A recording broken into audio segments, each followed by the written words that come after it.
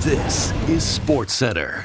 Hey, I'm Marissa Roberto, and I feel like anytime the Leafs and Bruins play, there's just a really uneasy feeling due to trauma from the past. Yes, I love when we bring up the trauma for Leafs fans, like they haven't had enough, you know?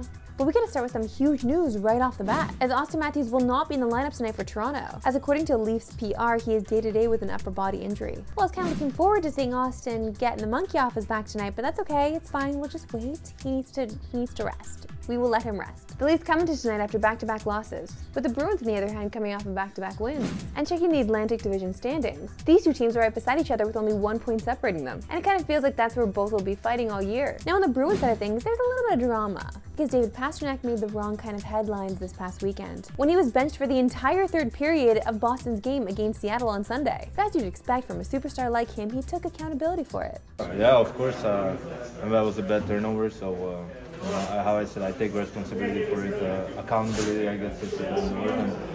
And I just want to move forward. I don't want to be any distraction to our team. The guys know how I feel about them in here, and it's a bad play. So how I said, I take the accountability and already moving forward. I shouldn't say this as a Leafs fan, but I love Pasta so much. Oh gosh, he's one of my favorites. Also, benching for an entire third period for a turnover seems harsh. Maybe that's how they learn. Those of you in the Leafs region can watch Boston and Toronto tonight on TSN. Coverage begins at 6:30 Eastern. Okay, to the NFL, and it's officially trade deadline day. And you know what? Credit to the NFL, because they truly must believe they are bigger than everything by scheduling the trade deadline on US election day. The NBA has no games at all, but the NFL is like, well, let's just put one of our biggest days on this specific day. Yeah, it's like when the Beatles said they were bigger than Jesus, you know? Like, this is what the NFL is doing right now. And we started the big trade this morning, as the Lions made a splash at a needed position, as they acquired edge rusher Zadarius Smith and a 7th-round pick from the Cleveland Browns in exchange for a 5th and 6th. On the season, Smith has 15 tackles and 5 sacks. And ever since Aiden Hutchinson went down for the season with that gruesome leg injury, we all know Detroit was looking at a pass rusher. And in Smith, they get a former Pro Bowler at a relatively cheap price. And here's a cool fun fact from Adam Schefter. Smith has already played for the Packers and Vikings, and now adds the Lions to the list. So he just needs to play for the Bears to complete the NFC North Infinity Gauntlet. And the trades weren't done there, as the Commanders made a huge acquisition, acquiring Marshawn Lattimore from the Saints in exchange for 3rd, 4th, and 6th round picks, with a 5th also going back to the Saints. This is a massive deal for the 7-2 Commanders, who are looking to capitalize on Jaden Daniels' rookie contract.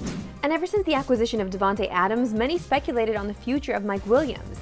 Well, speculate no longer, as the Jets receiver is heading to Pittsburgh for a 5th round pick. And it's not a trade, but it's still some big news, as we finally see Christian McCaffrey back on the practice field. We can only assume that means we see him on the field Sunday. So anyone who burned the 1st, 2nd, or 3rd overall pick on him in fantasy, if your season isn't over yet, you finally have your guy.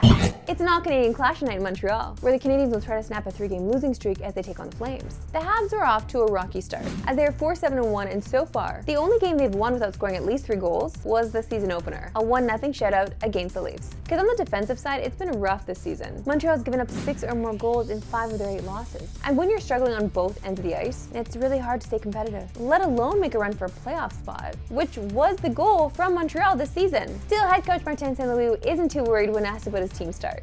I just got to stay the course with this transition and what we're doing right now. We're learning to win, and obviously there's been a lot of focus on the defensive side of thing and the risk taking, So I'm not concerned. I know, I know exactly, like our offensive game has dipped, and I know why. It's because we focus. So I'm not concerned. We're just gonna, it's a little bit of seesaw a little bit, and we got to find that right balance. Back up a little bit. You got to find that right balance, But it's gonna go like this until it goes like that, And that's where we are.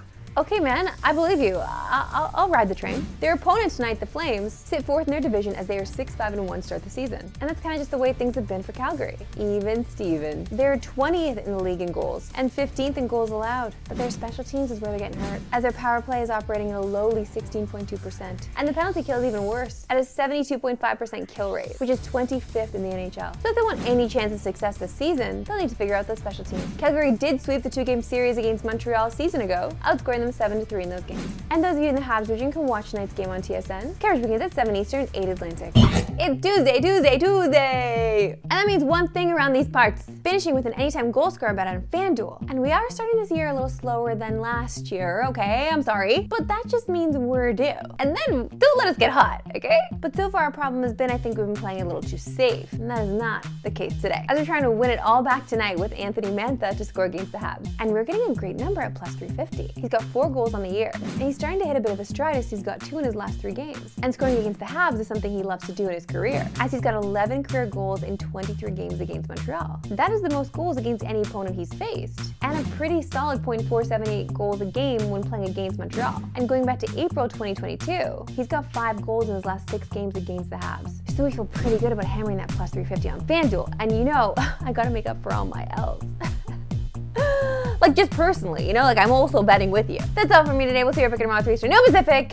Just try to enjoy yourselves today. I know it's gonna be a lot. It's gonna be a lot. Let's just deep breath, have some tea, maybe go for a walk. I'll see you tomorrow.